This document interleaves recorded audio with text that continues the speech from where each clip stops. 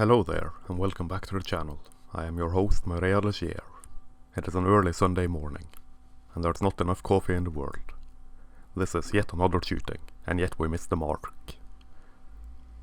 My original intent during my writing session this morning and afternoon was doing a short, or long and rambling, as these things tend to become, piece on hobbies.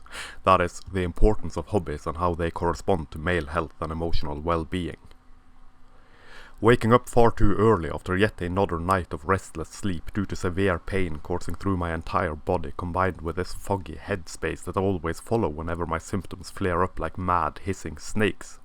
However, I find the prospect of doing a piece on that terribly difficult. Not so much because of my scatterbrained state of being at the moment, but because there are more pressing matters to attend to, which just so happen to be both more difficult to write about, as well as more pressing. Which is funny in a slightly sardonic way, I suppose. As the assumption must be that the hobby thing which I thought of writing about is far easier to tackle with this failing and ailing body and psyche of mine than is the topic I chose. Who can fathom the mind of a bearded bard? No one. Not even the bearded bard himself. In order to explain, this topic is more pressing at my subconscious, a sensation of strange pressure at the base of my skull, nerves pinched and writhing in agony and soulful despair, something that needs some form of immediate release. Because things I mull over and think about tend to manifest themselves in weird and peculiar ways in my muscles, tendons, bones and joints. Some strange materialization of the psyche, psychosomatic illness, pain and death and despair, mind and body working in perfect asymmetrical harmony. Or disharmony. Did I not know any better, I would say that this culture of ours is making me ill. It is far more complex than that, of course, but it sure as hell ain't helping. It was not a good morning to wake up to, nor was it a good world to wake up to. Usually, I don't write on relatively recent events. There is a sense of urgency in doing so, which does not pair well with my own tendency for long, slow and deliberate thought on a topic, any topic. This is not to say that I consider myself to be stupid. In all honesty, I do not and I am not. In order to be even more self-deprecating, I am probably smarter than you believe that I am, yet not as smart as I myself believe that I am. Make of that what you will. I find poking fun at myself makes life more bearable. Something which would translate well to society at large, seeing how everyone and their moms take themselves way too fucking serious. Which brings the point to a boil. We have no more room for humour as release or as a point of healing. Because everything is offensive to someone, and no one can laugh at themselves anymore, or at anything else for that matter. Because someone will take offence, leaving one avenue for self-expression and healing completely closed for everyone. I tend to prefer looking at, or attempting to look at, the big picture, the grander topics, the greater ideas and so forth and so on. Not singular events, happenings or articles. With a few exceptions, for sure. In order to combat my own insecurities, whichever they may be, I want to be sure that I can defend both morally and factually whatever statements I make. Hence, the long, slow and deliberate thinking I do. Chalk that up to neurosis if you so wish. I will admit my various insecurities to be plentiful, albeit in a steady decline since I finally began working through them and move onwards with this steady shuffle of mine towards healing. Which includes self-deprecating humour, which somehow people tend to take more seriously than they should. I find that the more serious a topic, the more release is found the moment someone cracks a joke. And an illness causing constant, widespread and chronic pain as well as fatigue is really goddamned serious. Which makes it perfectly reasonable to find release through humour instead of being bogged down with frustration, resentment and anger. Granted, when this is posted, the topic at hand will no longer be considered recent events in the split-second memories our mass media and social media have brought down upon us. It might as well have been last year's news, or last decade. Whatever. But Marie, why this long tangent on humour and release and healing and other metaphysical conundrums of the human soul and condition? Well now, my friends, come closer to the fire and I will tell you why. Men, by and large, are the ones telling offensive jokes, at subjects that are supposedly not to be joked about. And women, by and large, are the ones being offended by these jokes. This goes yet again to show that men and the way men attempt to heal and lighten or brighten the day or the mood are not understood. Instead of attempting to understand humour and the reason for morbid humour, it is painted as men not having empathy and not showing proper behaviour in light of a tragedy. Shame, again, is the point. This removes yet another avenue for men to heal, as we can no longer crack jokes for fear of shame and ridicule from the womans, causing build-up of internal pressure that finds no release, for all our ways of release are deemed verboten and in bad taste, despite being quite the opposite. Were only these troglodytes able to understand humour, the reason for humour, and the one simple fact that I was told once by someone who worked in a late-stage terminal disease ward, that being that there were nowhere and no one he had ever been or ever met who had such a grim and morbid sense of humour as those who were months or weeks away from death. It eases and it releases. Humour is far more and goes far deeper than merely laughter for the sake of laughter. This lack of humour, or that is to say, the offence taken at all manner of humour and, by extension, the masculine path to healing, brings me to that which is pressing on my subconscious mind. The recent mass shootings in the USA, if that is not made obvious by now. That is to say, not so much the recent shootings. They are severe tragedies, as are all things of this nature. I, for one, don't give a flying fuck about what politics brought this into being on part of the shooters. I don't care whichever ideology or unnecessary, old-fashioned and outdated side on the left-right political axis they claimed allegiance to. I think it would be safe to say that people who commit such terrible crimes are damaged beyond repair no matter which self-splitting and soul-leeching ideology they subscribe to. It is not necessarily the recent shootings that bother me, as it is that these types of shootings happen at all. It seems to be so commonplace now, though this might just be because news travel faster now, and are more sensationalized than ever they were before. The sensationalism following in the wake of these absolute tragedies always drag with it in its current the usual political pundits and leeches trying to score quick and easy partisan political points on the corpses of those that died before they are even cold.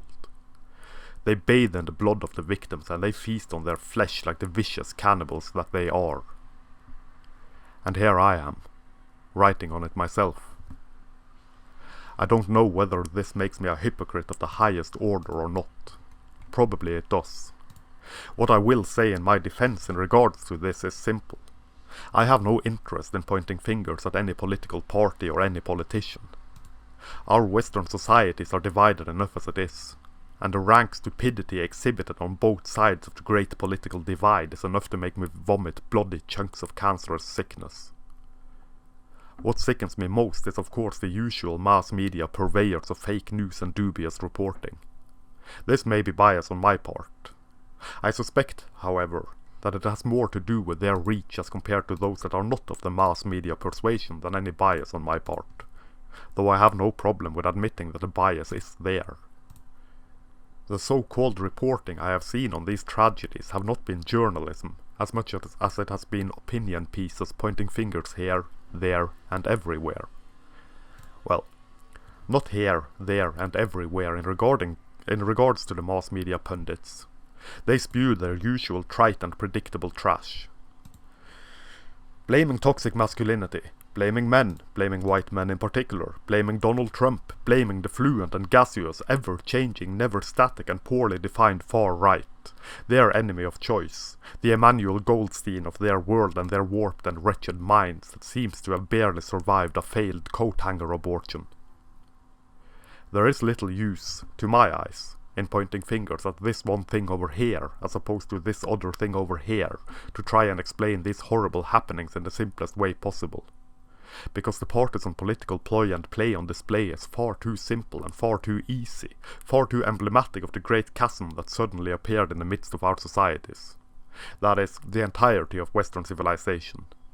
Though this split, this far too obvious and far too ideological split, seem to be greater and more dangerous in North America, it is something that has spread, and continues to spread, all over the West. These are dangerous times we live in, not only in regards to violence, but in regards to unthinking stupidity, in regards to immediate knee-jerk reactions from everywhere and everyone. It is one thing for some random person on the vast cesspit of social media to spew some uninformed garbage in regards to things of this nature. It is quite another for so-called journalists who are supposed to hold some manner of journalistic integrity to do the same. This goes for politicians as well. Using tragedies such as these, standing on the corpses of the victims in a blatant attempt to harvest votes and boost one's own popularity, ought to be career suicide. Yet they keep doing it, and people keep celebrating it. Never once seeing beyond their own ideological idealization of the whatever or the whichever, and never once understanding, or attempting to understand, a broader picture than men are prone to violence because they are men, neglecting the fact that the pain of men is taboo. Shameless plug, check out Tom Golden of menaregood.com and his books on male healing for more on this. And that the path men tend to take towards healing is not understood as anything but a wrong path for not being the same path that women tend to take, leaving little cultural acceptance for both the pain of men and the ways men tend to heal. And I sit here now, attempting to write on it, Tom Russell filling the room with melancholy tunes from the fantastic Blood and Candle Smoke album, trying to sort out my own thoughts on the matter, as this impacted me far more than I believed that it would when the first reports started trickling in. It is Wednesday, the 7th of August at the time of writing. This will, most likely, be published a week from now, when all the gun smoke has cleared up and the corpse has gone cold. The memory will still linger in some corners of the web, and the sense we attempt to make of tragedies of this nature will be no closer to any semblance of sense. Because it is, in one word, senseless. My sneaking suspicion, prediction if you will, is that it will be mostly forgotten, replaced by some new outraged or sensationalized tragedy. The happenings, that is. The rhetoric from all who choose to use it as some quick political weapon will not be forgotten, nor will it be subdued. Please note that I do not consider possibly fruit-bearing discussions on the possible causes and solutions of and to things of this nature to be quick political potshots. There is a difference, I think, in pointing fingers of blame hastily at whatever or whomever is in stark opposition to one's own political beliefs and in attempting to find a root cause. That is to say, there is a difference in stating as absolute fact that this is caused by some defect in men as a group, and in saying that there is something wrong with how our societies treat men that cause them to lash out in a manner such as this. What might that be? For example. For there is absolutely no reason in denying or refusing to admit that it is mainly men, and mainly young men at that, who commit such vile acts. That would not be factual, nor would it be helpful to any cause I wish to champion, or at the very least spread awareness about. There is, however, reason to deny the statements made that there is something wrong with men as a whole that caused this, for the very simple reason that men are not defective. Being a man is not some biological or cultural defect. There is nothing wrong with masculinity as masculinity is, and there is nothing wrong with men as men are. There is also reason to deny that it is mainly white men doing this, because that is not factual either. But my main gripe, my focus, is not on ethnicity, not on matters of race or skin color or creed or race relations or what have you. That is reserved for those who claim to abhor racism, yet do little but encourage hatred and division along lines of skin pigmentation.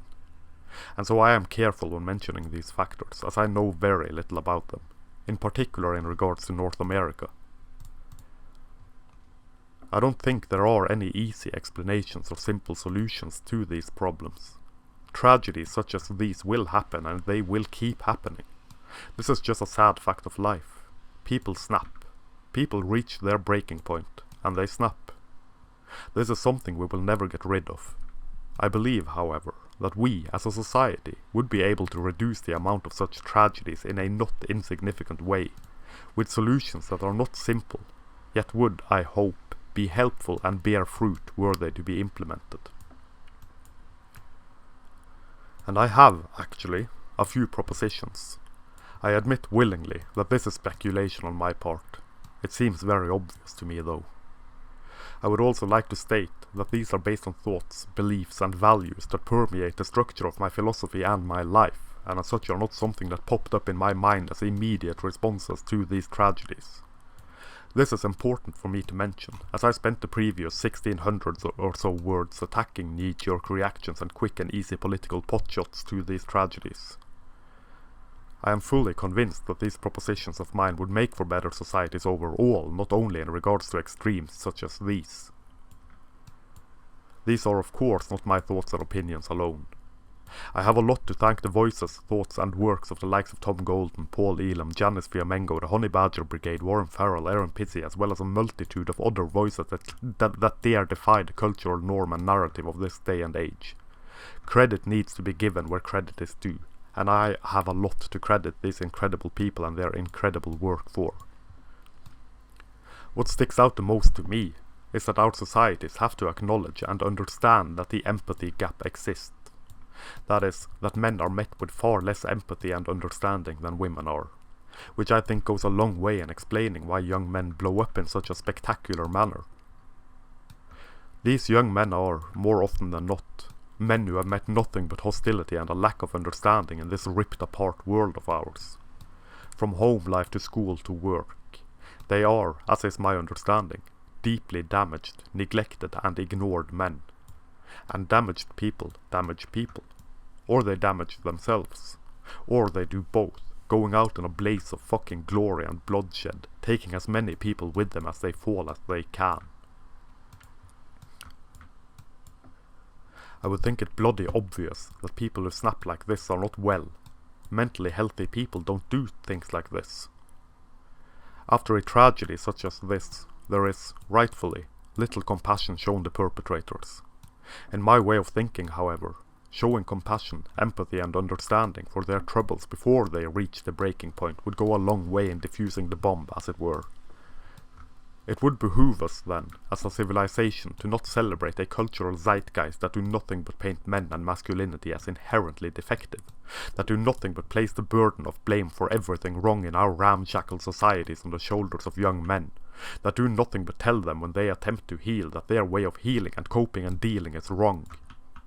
It does not do anyone well having to live with a sword of Damocles hanging over them, to live with the claim that the original sin of masculinity dangles there on a piece of flimsy string, ready to force them to break and snap and kill, maim and mutilate and rape. When men, be that individual men or the broader men's rights movement, speak on issues affecting them as individuals, or men as a group, our societies would do well to listen instead of demonize and smear, instead of shutting down conferences and writing article after article filled with lies about the wickedness of this loosely knit movement. It is often stated that men need to be more in tune with their emotions, that men need to speak about their emotions more. This presupposes firstly that there are people willing to listen, which is seldom the case. Secondly, it presupposes that men and women deal with their emotions in the same way, which we do not. It also presumes that men do not understand their own emotions, which we bloody well do. There are differences in how men and women deal with difficult emotions, and men are drawn more towards action or solitude than are women. This cannot be stated enough. Assuming, given this, that men would be cured if only they spoke about their emotions as women do are built around the presupposition that the feminine way is the correct way, and that the masculine way is the wrong way. Once again stating, in so many words, that boys and men are really only defective girls and women.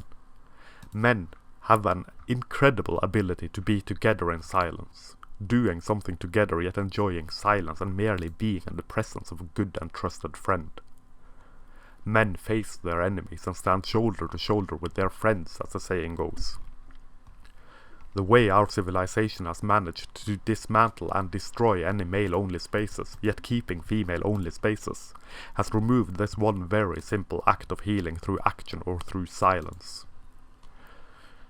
Just the knowledge that this friend with whom one is doing whatever, even if it is just building something together, fixing something, fishing, whatever, is one to be trusted, one who has one's back, goes a long way in making a man feel safe and secure in the knowledge that he is understood. And when demanding that women be let into what was formerly male-only spaces, thusly removing, under the preposterous pretense of gender discrimination, male-only spaces, this male bonding and subsequent healing disappear, giving rise to ever more broken men who truly have no path to tread in a society in which they are told that all that they do are wrong. And we inhabit societies which have created an entire generation of disillusioned and disenfranchised young men for whom traditional societal expectations have not changed in the least. This despite the claim that gender norms have been torn down for all. This claim is simply not true. It can be as simple as men still being expected to not only make the first move in regards to a date, but also be expected to pay for a date. Or it can be as difficult as men still being expected to sacrifice themselves and their lives to save other people. This is something mainly men do, just as it is mainly men perpetrating mass shootings. Yet these sacrifices made by men are never mentioned, never celebrated as the grand virtue of masculinity that it is. And make no mistake, I believe that this is a biological trait in men, reinforced by culture for sure, yet encoded in our biological makeup, and as such nothing that will ever be done completely away with. Whenever men do anything bad, it is put up everywhere as men doing something bad, the dominating words then being men and bad, creating a clear link between these two words. This happened despite the good actions of men far outweighing the bad actions of men. I would think it about time that our cultures began celebrating not only women but also men. There is absolutely no justifiable reason behind labeling it equal treatment when one sex is placed on a pedestal, built up and aided at the detriment, bullying and shaming of the other sex. Equal treatment would mean actually that. Equal treatment. Either both sexes get built up or neither do. Either both sexes still have traditional expectations enforced by culture, or neither do. To be clear, I see absolutely nothing wrong in celebrating the contributions or importance of women for society as a whole. What is wrong is the lack of celebration of the contributions and the importance of men for society as a whole. It is this constant buzz, this constant wretched "you go girl" nonsense, no matter how small and insignificant a contribution any woman may have made. I remember an article celebrating a female electrician for the simple fact that she was a female and an electrician. Women, then, are to be celebrated merely for doing their job. And yet men, who are the ones by and large doing all the dangerous work, all the backbreaking labour, who sacrifice all the time, are not celebrated. They are demonized by the very same forces that celebrate a woman for nothing but doing a job that men do all the time. Young men and boys live in a confusing culture, for it claims one thing, the eradication of gender norms and traditions, whilst showing quite clearly that the traditional expectations are still there where they are concerned. And then the men are blamed and shamed for these traditional expectations as though they are at fault for them being there, even when it is women, by and large, that expect men to pay for dates, to make the first move, to initiate the whole shebang. Claiming that both sexes are treated equal, whilst doing nothing in regards to treating the sexes equally, does not make for anything but confusion. This double standard is clear as the dawn where violence and rape and sexual assault and so forth and so on are concerned as well. Women and men are the same, and can do the same thing as the message delivered all the goddamn time. This message makes an exception where violence, sexual assault and rape are concerned, however, for that is still the domain of men and men only. To such an extent that men who have suffered violence, rape, sexual assault and so forth at the hands of a woman are not believed, are met with ridicule and laughter and hollow mockery, and are victim blamed into silence. Only for these same forces to then complain that men don't talk about their emotions. And then, when this is brought up, the blame is yet again laid at the feet of men. For is it not the ideology of masculinity that has made it impossible for men to speak openly about things of this nature? That is the claim. Despite the fact that feminism does nothing but ruin the spaces where men speak about things like this, and then bitch and moan and shut down the voices of men who dare speak on things of this nature. Catch-22 and the circular logic of feminism as well as the society surrounding us.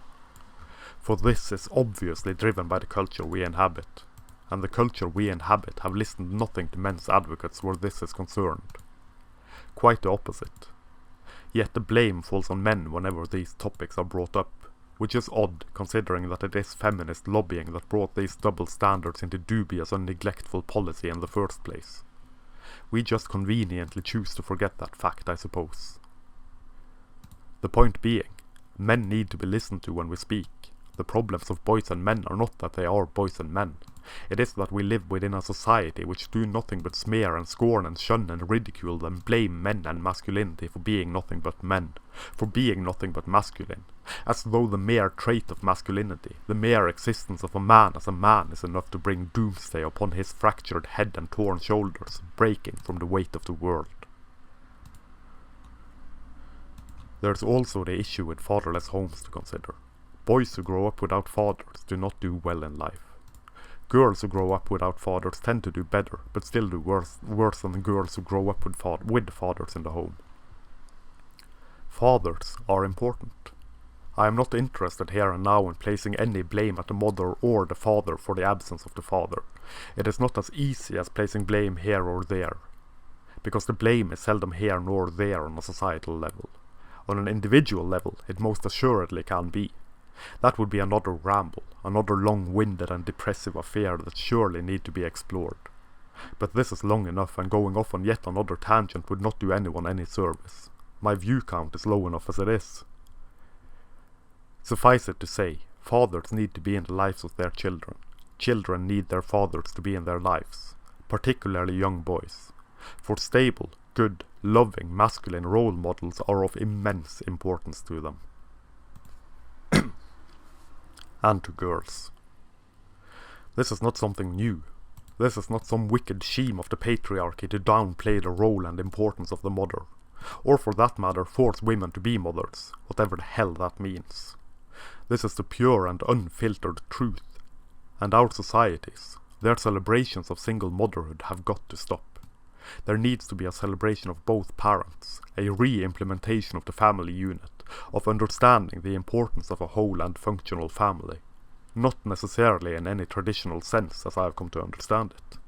Just the simple fact that both parents need to be present for the good of the child, be that child a boy or a girl.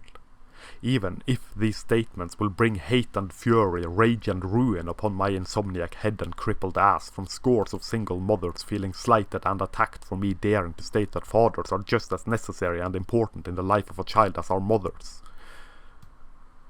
There is genuinely something deeply wrong with a culture that celebrates the absence of one parent, that only celebrates the achievements and acknowledges the importance of one parent, that neglects the importance of the masculine and over-amplifies to the point of tonal distortion the importance of the feminine.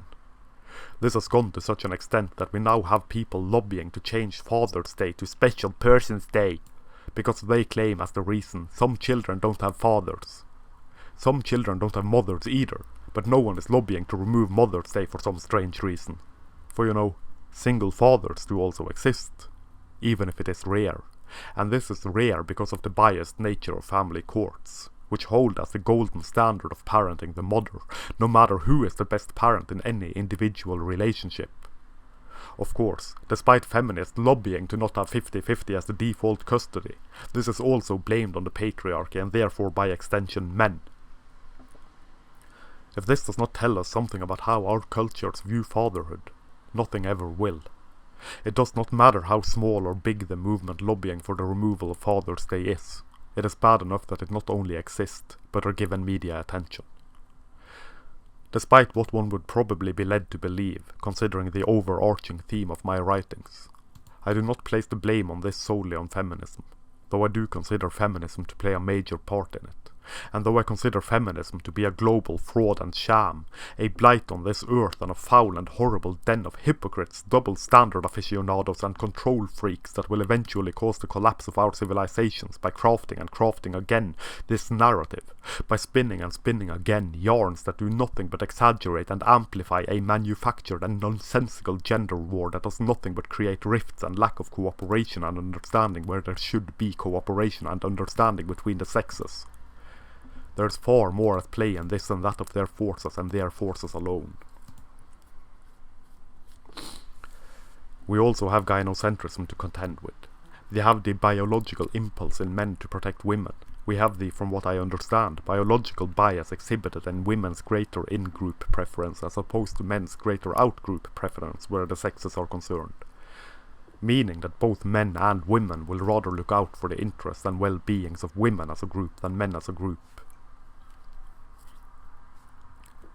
Then there are tradcons and white knights and the blue pill and the whole buckaroo banzai, the whole fucking thing. There are more forces at play than feminism, and feminism exploits all these other forces, being little more than tradcons in alluring disguise. It is, as are all things, more complex than it is not. And as much as I would like it to be as simple as pointing a finger of blame at feminism and nothing but that, it really ain't. I have a bone or two to pick with feminism for sure, and I tend to focus on it. This does not mean that I am not aware of the other forces at play, making the coincidence of society such a difficult foxtrot that I always end up stepping on my own nose when trying to learn the moves. I must also make it perfectly clear that I do not absolve the young men who go on these shooting sprees of any guilt. The responsibility of their heinous actions fall flat on their shoulders, and so they must also suffer the consequences of these actions. It is a far greater problem than men equal bad, is what I'm getting at. Obvious to anyone but those who have decided that men equal bad, I suppose. In order to combat mass shootings, in order to do something to reduce the risks for these tragedies to happen, we need to show more understanding and compassion and empathy towards men and boys and what they go through. We need to understand, on a grand scale, that men and boys are not so privileged as we have been led to believe. We have got to stop bombarding boys and men with messages of their inherent wickedness. And we need to stop telling girls and women that they can do no wrong, whatever they do.